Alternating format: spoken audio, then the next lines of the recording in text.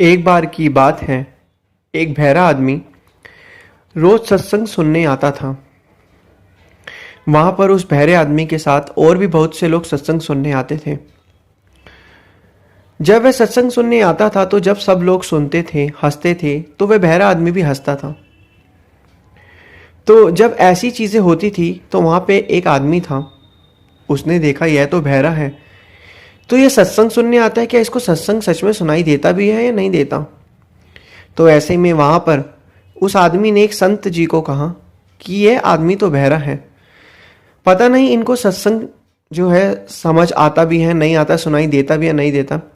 तो उन संत जी ने ऐसी बात कहा, ऐसी बात है, उन्होंने सोचा अगर बहरा है तो सत्संग में क्यों आता है, और अगर आता भी हो जब कुछ समझ में नहीं आता तो फिर उस पर अमल कैसे करेगा और कैसे उसको पता चलेगा।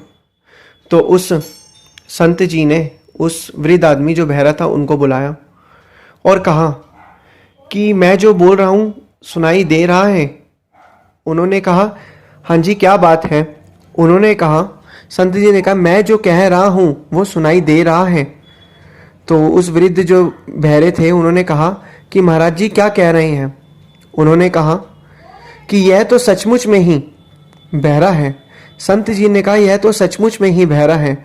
तो ऐसे में संत जी ने कागज कलम मंगवाए तो उस वृद्ध आदमी ने लिखा कि मैं तो महाराज जी सच में बहरा हूँ, मैं तो महाराज जी बहरा हूँ और मैं सत्संग में आता हूँ।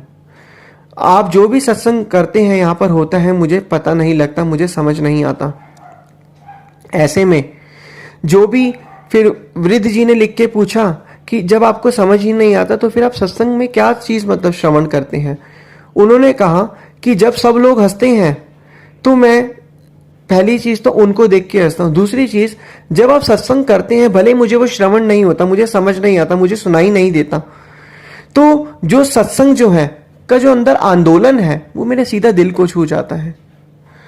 और तीसरी चीज कि जब आप सत्संग करते हैं तो सत्संग करते समय जो संत महापुरुष होते हैं उनकी जो वाणी है वो परमात्मा में डुबकी लगा के आती है और वे सीधा मेरे दिल को छूती हैं।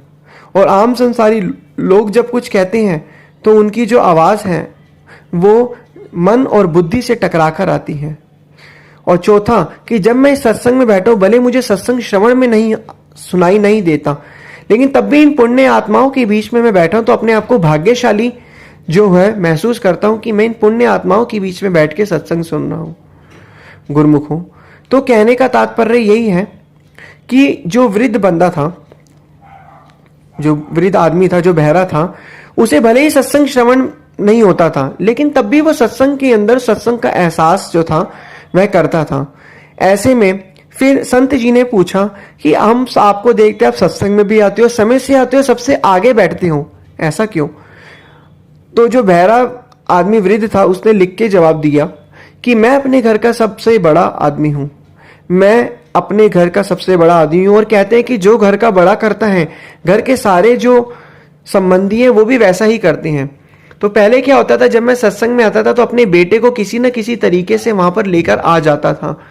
फिर धीरे धीरे करके क्या हुआ, मेरा बेटा खुद सत्संग में आने लगा, जब मैं आने लगा फिर उसकी पत्नी भी सत्संग में आने लगी, बच्चे मेरे पोते पोतियां भी सत्संग में आने लगे, जिससे क्या कहते हैं कि मेरा पूरा परिवार सत्संगी हो गया, परिवार सत्संग में आने लगा।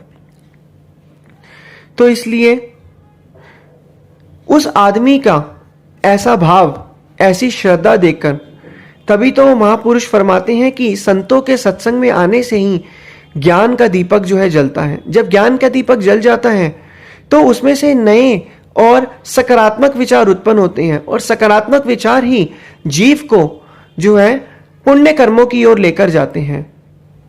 तो इसलिए एक बार संत रविदास महाराज जी फरमाते हैं कि अपने अंदर नाम का दीपक जलाओ, शब्द रूपी दीपक जलाओ।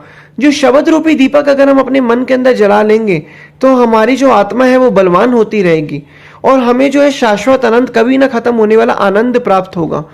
क्योंकि जो शब्द रूपी दीपक अपने हृदय मंदिर के अंदर जला लेता है उसके हृदय के अंदर उजाला ही उजाला हो जाता है।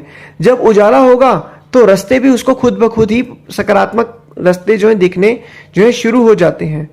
बस हमें महापुरुषों ने, संतों महापुरुषों ने जो हमें नाम बख्शा है, शब्द बख्शा है, उस शब्द की संत रविदास महाराज जी फरमाते हैं हमें कमाई करनी है।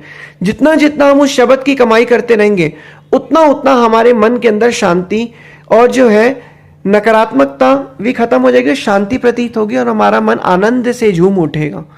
तो संत रविदास महाराज जी भी यही फरमाते हैं कि अपने अंदर नाम का दीपक जलाओ।